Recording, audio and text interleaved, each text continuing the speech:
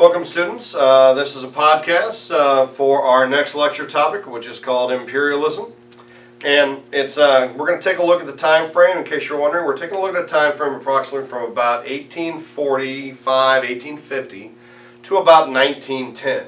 That's the so-called Great Imperial Age, and we see the coming together of a lot of different ideologies and trends that we've kind of talked about previously. Now, kind of the intellectual background for this is what we talked about in that Isms 2 lecture, which is social Darwinism. From 1858, which is the publication of Darwin's book on the origin of species by means of natural selection. From that period forward, we have this growing idea of the so-called social Darwinistic movement, which was to argue that if nature abides by the rule survival of the fittest, then so too should human society as a global society. And the direct outpouring or outcome of that ideology was the so-called imperialistic age. Now, expanding in terms of the European countries was not anything new. If we take a look at the 15 and 1600s, we have the so-called Great Age of colonialism. But one has to be very careful. There's a subtle difference between colonizing and imperializing, and you can kind of keep track of it by the name. Colonizing or colonization has the idea of creating colonies. Imperializing has the idea of creating an empire. And the fundamental difference is this. If we look at the colonial age, what we see happening is we see countries dominating parts of the world they're not involved in or not located near. And then we see people from the home country traveling to that land and living and kind of building their society there. That's called a colony. Excuse me. Now conversely, imperializing usually involves no movement from the people from the home country to the place in terms of a living situation. Normally you will send army officers, you'll send advisors and engineers, but you don't have a massive shift of population. So that's one fundamental difference. Another fundamental difference is colonization usually is a positive for the countries involved. Meaning, for example, it's positive for the nation that is colonizing because they create a pocket of their own people, they relieve population or religious pressure or persecution or whatever. They take care of some social problems going on in their own country by exporting people that are causing the problems or at the root of the problem. Now, once that population has been exported, those people are direct consumers from the main country's economy, which means the colonists create raw materials. They harness the raw materials of the land they live in. They send them back to the main country, the mother country. The mother country then produces a finished good, which it sells back to the colonists, because the colonists want to live and dress and have the things they used to have in their home country. So the relationship of colony to mother country is a beneficial relationship for the mother country. The colony serves to build the economy of the mother country. Now obviously, it's extremely detrimental and disruptive to the people who lived there before the colony was founded. In that case, imperialism and colonialism share that same feature. But in the case of imperialism, what we have happening is the exact opposite. We see a negative economic relationship, whereby imperialism costs the mother country resources and economic resources, money and building materials, to try and transport not people, but to transport and enforce their culture, if that makes sense. If you remember, social Darwinism said it was the so-called white European or white man's burden to make the world fit. And the only way that they could do that, according to social Darwinism, was to transport and enforce their culture. And in the 1840s and 1850s and 1860s, that culture was an industrialized culture, which meant that the European nations had to supply railroad lines, iron. They had to supply the goods necessary to force the people in those areas, for example, Africa or Asia. They had to force those peoples to accept that culture unwillingly. And so as a result, you can't force people to pay for things they don't have the money to pay for. And as a result, those countries were forced to pay out of their own economic surplus to imperialize other countries. I hope that makes sense. So, what's the goal behind it? What are they spending the money for? Well, those nations are in competition with each other to be, quote, the best nation there are, according to nationalism. And so the model of the 1850s and 60s was England. England was the model, and England had an overseas empire. It controlled parts of India and small parts of China. And so other nations wanting to compete on a national level had to likewise build that overseas empire. And so that's kind of the push for imperialization. Now, where did it take place? Well, as we reached the 1850s and 60s, there were very few places that were left open for imperializing process to take place. The most dramatic would be Africa. As was mentioned in a previous lecture, the transatlantic slave trade, the African Holocaust, had greatly destroyed the population of Africa. It had greatly disrupted all political and economic growth in Africa. And so, for about 150 years, Africa was still trying to recover from that. And as we hit the 1850s, the so-called white man's burden would target Africa as the place for this survival of the fittest in terms of culture. Starting in the 1850s with the invention of quinine, Africa was now opened up to the Europeans for exploration and also for imperialization, because now they had a great asset or a great cure for malaria, which was one of the leading causes of death for Europeans in Africa. And if we take a look at the map, you'll see, for example, that the map of Africa prior to 1800 is largely decolonized. It's largely controlled by indigenous African peoples.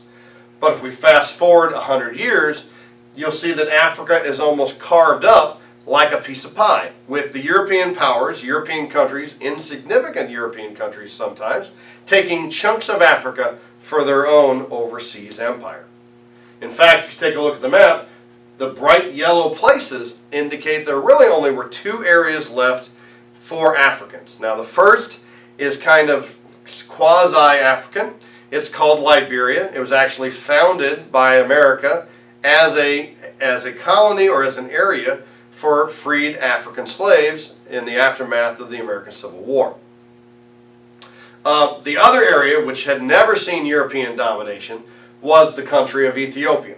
And primarily, the Italians tried to take it over, but they failed in their imperializing activities. So, but for the most part, as you can see, the bulk of Africa was kind of carved up and kind of disseminated all along this idea that in order to improve the human society of the world, you had to wipe out inferior cultures and enforce European culture.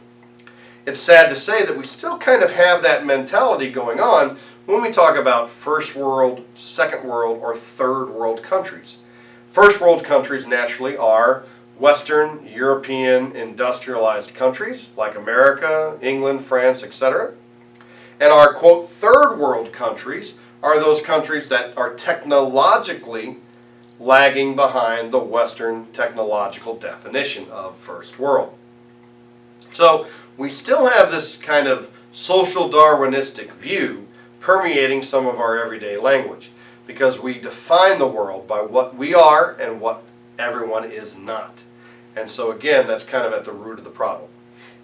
But imperializing took place heavily in Africa. That was an area that was wide open, especially with the invention of quinine. The second area happened to be already a very firmly established civilizational place, and that would be China. China, however, even though it had a great ancient civilization that was still running strong, they had actually not progressed technologically. And as a result, the British primarily were the agents of imperialization or deconstruction in China. The British had hoped to trade with the Chinese. They had a very large population, they were a very tempting market. But the problem was they could not find an object or a good to trade. The Chinese did not really want to buy British goods. They didn't want to buy any foreign goods primarily. They had locked down their society pretty well. And so the problem was that in the 1840s, the British wanted to find an object, they wanted to find a commodity they could trade that the Chinese wanted, to try and disrupt the balance of trade. Prior to 1800, the trade balance for China had always been very positive. China only accepted silver or gold in exchange for Chinese goods, silk, spices, etc. And the British wanted to reverse that. And in the 1840s, they got their chance because what they discovered went through their colony in India. They came into contact with the drug opium, which was made out of poppy seeds, which is a very popular plant that was indigenous to Southeast Asia. And so what the British did was they really very soon realized that there was a growing market for the drug opium.